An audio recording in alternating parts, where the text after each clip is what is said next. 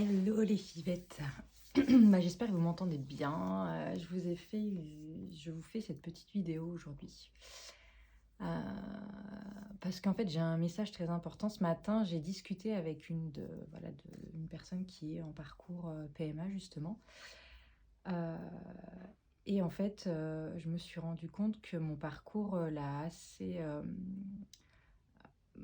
interloquée, en fait. Et elle avait pas mal de questions qu'elle voulait me poser. Et je me suis dit que pourquoi je répondrais qu'à elle et pourquoi je parlerais pas justement de mon parcours à d'autres personnes pour pouvoir justement et ben, donner, j'espère en tout cas, c'est le but de cette vidéo, de l'espoir.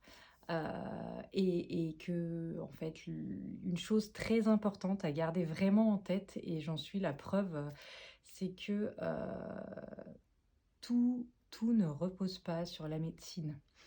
Euh, tout ce que, tous les efforts que vous faites, c'est énorme. C'est énorme tout ce que vous endurez. Moi, je sais que pendant les 6 années où j'ai été en parcours, en essai bébé, ça a été...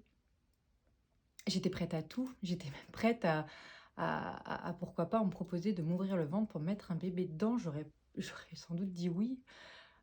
C'était une période tellement difficile que je me raccrochais justement à tout ce que je pouvais contrôler, à tout ce que je pouvais mettre en place, et j'étais prête à aller au-delà de ce que je pouvais supporter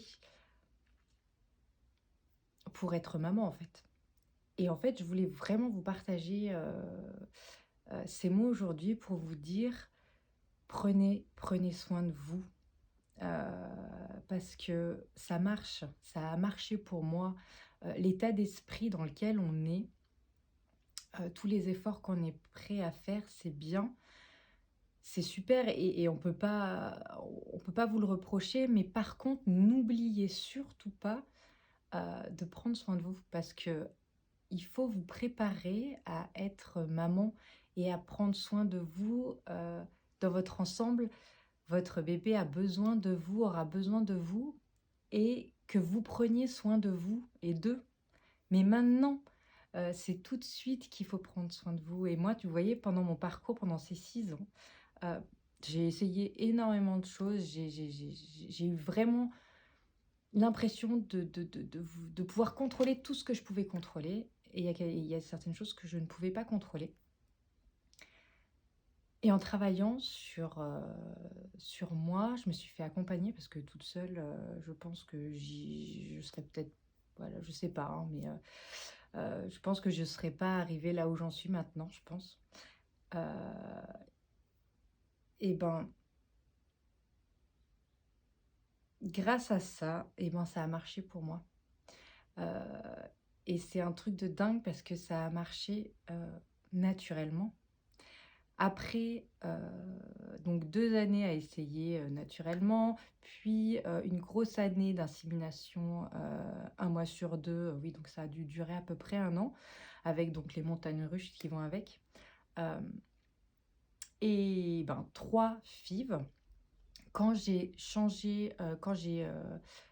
voulu tenter ma 4e FIV, euh, je me suis rendu compte que j'étais enceinte. Et pourtant, mon gynéco me disait, en gros, vous avez un profil d'une personne de 40 ans, alors que, même de plus de 40 ans, alors que j'avais 30 ans, que je ne pouvais pas. En fait, que on me mettait même, j'étais rentrée en PMA et avec des FIV en ICSI. Parce que du côté de monsieur et de moi, il y avait, enfin voilà, ça ne pouvait pas marcher. J'ai eu qu'une seule fois la possibilité d'avoir une implantation d'embryon congelé. Donc,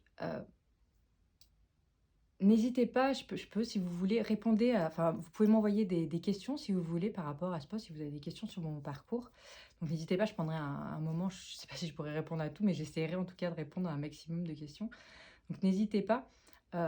Mais vraiment, j'ai voulu témoigner ça aujourd'hui parce que je veux que vous gardiez espoir, et que vraiment votre état d'esprit, de maman. Chouchoutez-le, prenez-en soin, il faut prendre soin de vous maintenant. Donc voilà, haut les cœurs, et puis je vous souhaite beaucoup de courage dans ce parcours. Et puis ben, à bientôt pour une prochaine vidéo.